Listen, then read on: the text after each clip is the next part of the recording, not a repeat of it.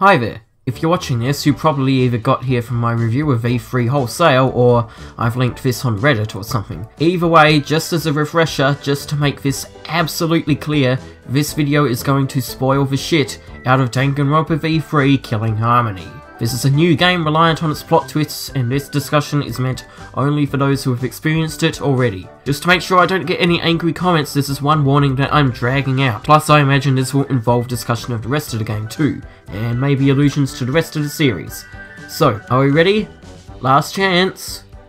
Okay, so a discussion and analysis typically involves a bunch of questions thrown around the room to get the conversation started. And here's my first. How many of you saw this coming? The expectation of a Danganronpa plot twist has always been at least confined to within the events of the world within the story. I did not expect a postmodern twist where Danganronpa, as we know it, is fiction within fiction. Literally, as we know it too. It's a slow dawn within 30 seconds, seeing her cosplay as characters from past games and then realising she doesn't have cosbox. The reality within the game we're playing now regards past games as fictitious stories. Considering the idea of the typical plot twist in every entry in the series is about a gradual build-up to the expansion of the scale of the series, V3 going as far as to redefine what that scale entails was a legitimate shock to me. Above all else, I think this ending was a lot of fun, and as the review was going on I felt a sense of pure jubilation at what I was seeing for a good 10 minutes. But I think there's more to this ending than just wacky subversion of expectation. Which leads to my second question.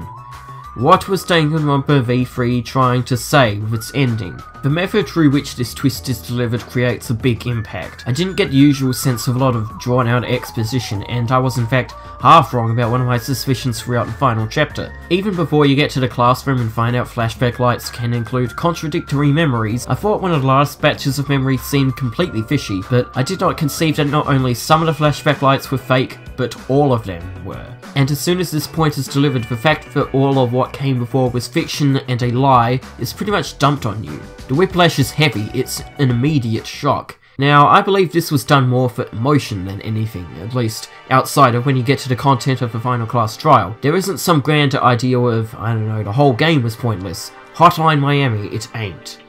Yet. But honestly, the method is at least measurably peripheral to the content of the ending, so let's try and figure out what this ending actually means thematically, if anything. My takeaway is that there's a lot of deliberate ambiguity as to who is representing what in this scene. Though the main villain turns out to essentially be Team Danganronpa, is Kodaka throwing his team and his entire property under the bus?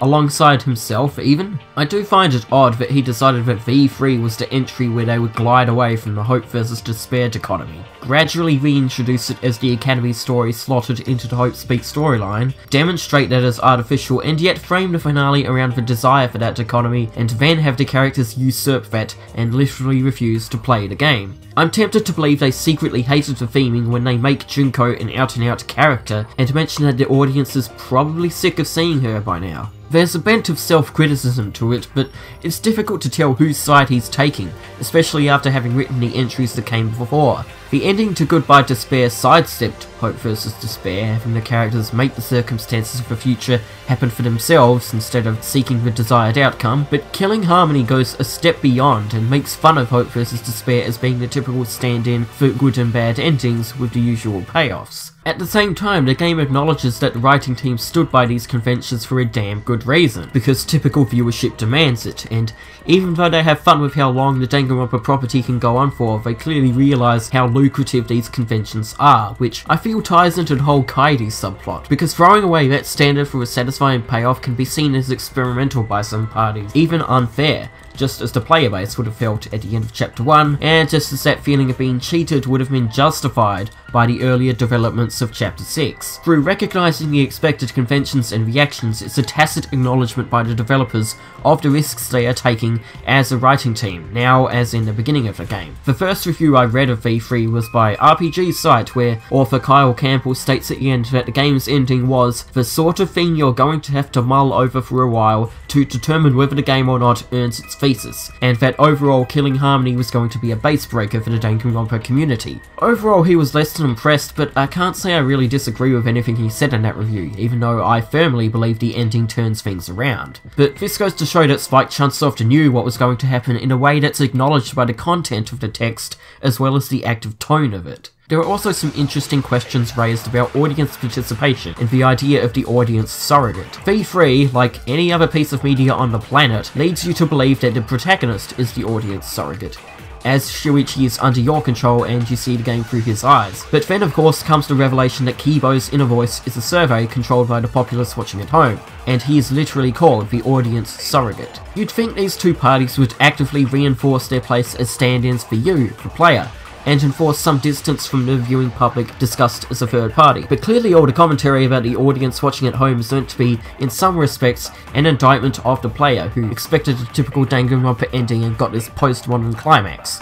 You'll remember that when Kibo loses his connection to that survey, his first instinct is to simply destroy everything and deny the game from continuing, which seems to indicate that the audience, perhaps us, want it to continue, and balancing that desire for a complete story with the expectation of a happy ending is the strife that Kibo faces when his inner voice is around. It's my interpretation, but I believe Kibo is, in some respects, the star of the show. I don't think it's a coincidence that it's when you find out what his inner voice is that Shuichi shuts down soon after and becomes a complete shell of a character, and it makes Kibo's fairly flat character throughout the rest of the game make sense. His actions are all fairly passive, simply going along with whatever plan sounds like the right track to a happy ending, because that's what the voice says, and that's what we want. It also makes the bait and switch of the early promo art make a bit more sense, as he was prominently featured, and with the general denotation of being a playable character with the Ahoge, before Kaede came along, herself a bait and switch protagonist, which is interesting in itself. It's also worth pondering quite who Tsumugi is meant to represent. Like, exactly, and especially before the big reveal. Up until the final, she was my least favourite character of the game, perhaps the franchise, because she was a complete stowaway. She helped out maybe twice during the trials, occasionally spouted a forced anime reference, and nothing else. Now, of course the former is a deliberate element, with the revelation that she went to the bathroom during the first murder being the smoking gun that brings the whole thing down, and demonstrating that sometimes it's the quiet ones you have to watch out for. But with her fanboy tirades at the end and her claims of audience desire, it makes me wonder if her non-sequitur anime callouts are a reflection of the Danganronpa fanbase's expectations for referential comedy, because it entertains her as a fan and she knows it'll get ratings as the head of writing staff. And with how forced it all is this then Spike Chunsoft decrying such shallow jokes and making fun of themselves for doing it all? That's probably a stretch. Like, I'm trying not to obfuscate the bigger picture, though I do certainly believe there's a deliberate ambiguity to the overall takeaway, not helped by the epilogue. It's also not helped by the arguable plot hole of, if the surviving party is fictitious, how could Tsumugi get cospox from dressing up as them, though it could be argued that the people are real and the characters are not, so yada yada yada. Though even this stands in direct contrast to the biggest clue into what is going on, which you can see as soon as you boot up the game. The ending is filled with a lot of conflicting arguments, especially about the power of fiction and the true definition of escapism as a result, with both views getting equal attention and, curiously, the creators of Danganronpa claiming fiction has no power, with the characters explaining that the lie of their existence can become the truth that changes the world. But after talking and thinking about it for this long, I would claim the ending of V3 to be more of a condemnation of the Danganronpa property than a celebration. Mechanically, the only way to beat V3 is to not play it at the end. Neither the vote nor the minigames that force you to accept the hope versus despair dichotomy. And even if the surviving party were completely fictitious instead of the real people who become characters when they sign up for Danganronpa 53, there's still a definitive element of audience sadism with how forcefully their demands are thrust upon the characters, implicitly deriding the overtly glorious showcase of all this horrific murder. And the final boss battle is literally against the Danganronpa fanbase. Let me tell you, there's nothing quite like fighting back against the words of a metaphorical audience claiming the ending they're watching is too meta. On top of that, while they acknowledge the strong potency of the series, they seem to want to shut the book on it definitively. Tsumugi mentions a copycat plan as part of a clear sequel hook, but the final title card is a real nail-in-the-coffin move, and with an entry that takes the ending as far as this and acknowledges the Danganronpa property as a farce, there's a strong argument that not only do they not want anything to do with it, but that there's nowhere else to take it, even from within Spike Chunsoft. Though I do also believe that there are elements of the ending that not only escape explanation and clarity, but actively resist it. Eagle-eye viewers will notice that the game never explains the mechanics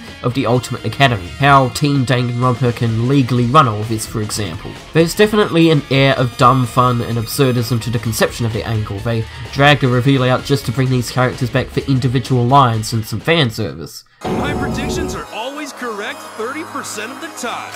Ultimately, though, I do believe there's a lot of room for interpretation on the standings of Team Danganronpa within the story and how much of it is reflected or rejected by the real-life Spike Chunsoft. I choose to believe that V3's ending is not just a deconstruction of the foundations of the Danganronpa narrative and property, but an active destruction of it. I think it was a risky move to downplay pretty much everything else in the game just for this ending, but it serves a purpose. It highlights how even at its most potent, how disposable the story and its characters can be, while at the same time acknowledging the potency of that hook and how that can be turned into something more, whether it be a bunch of fictional personas escaping the lies of their story and turning their fiction into truth, or a killing game story going down a road that leads to a convoluted self-parody at the final stretch. One Steam review I read actively hated the ending because they believe killing the canon of past games makes them pointless. But maybe the point isn't about how the canon stands on its own, but what's used with its investment. I think the characters telling us to use that fiction to change the world is them using that canon directly for a purpose, and that is the revolving justification of everything that came before. Shuichi in the game casting aside their shackles as mere playthings for the writer, and seeing what lies ahead, may just be another satisfying resolution for the main characters like any other happy ending in the eyes of some, but that it takes killing the canon and the implicit future potential of the storyline for them to do this is what makes the experience bittersweet. But that's just my takeaway. One question I definitely want answered is where this angle came from. A franchise that gets long in the tooth is bound to include some elements of self-parody and self-criticism, and you can see this in some of Monokuna's lines at the very start of the game. And Danganronpa has never been afraid to tap on the fourth wall, but that it actively defies the expected story beats, not only speeding up the climax but actively destroying the illusion of canon. If this is anything like before, we'll have to wait for a Kotaku interview for concrete answers. But the way the ending reframes the entire narrative comes across as a mix of The Truman Show and Wes Craven's A New Nightmare, with an ending that deconstructs the inherent consumerism of escapist entertainment and the power of fiction, as well as the expected takeaways of that entertainment and the observations the characters themselves would have of the fiction they're trapped in. Even properties like 999, which tackles the topic of player control versus character agency, don't bring up as many questions of active audience hate and player condemnation. Even Hotline Miami doesn't compare, as it's much more bluntly dismissing than Danganronpa's wry undercurrent. In fact, there's only one game I can think of that attempts to hold both the player and the raw framework of the game in as much veiled, ambiguous contempt, and that's Spec Ops: The Line. And you don't know how happy it makes me to compare Danganronpa to Spec Ops: The Line, but it's the truth. Anyway, this might seem like a pretty broad assessment, but I only wanted to demonstrate my takeaway, and that I think there's more to it than just a plot twist that comes out of nowhere because it acts outside of the expected canon. V3's general narrative is that of lies, and what they actually represent. Is it right to lie for the sake of the benefits down the road? Can lies become truths?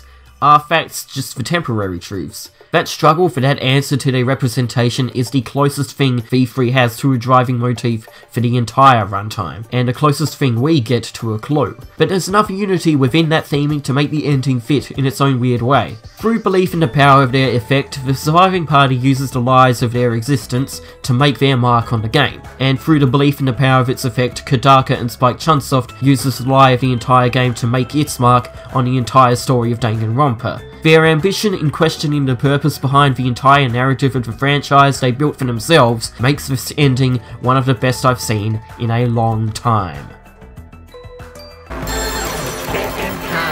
Why is the murderer of Chapter 3 Alfred Ashford? No, seriously, this plot arc about Kyo having a split personality of his sister, who is also his lover, who is dead, and Kyo has to imitate to convince she's still a tangible personality, it's so very similar to the plot twist in Code Veronica. Did they think we wouldn't notice because it's old enough? Or is this a meta acknowledgement of the Team Danganronpa within the game being hacks? I mean, probably not. The entire game did not hinge upon that ending, they still had to make it interesting on its own terms somehow. So I think this plot point is entirely sincere, and thus it's entirely dumb.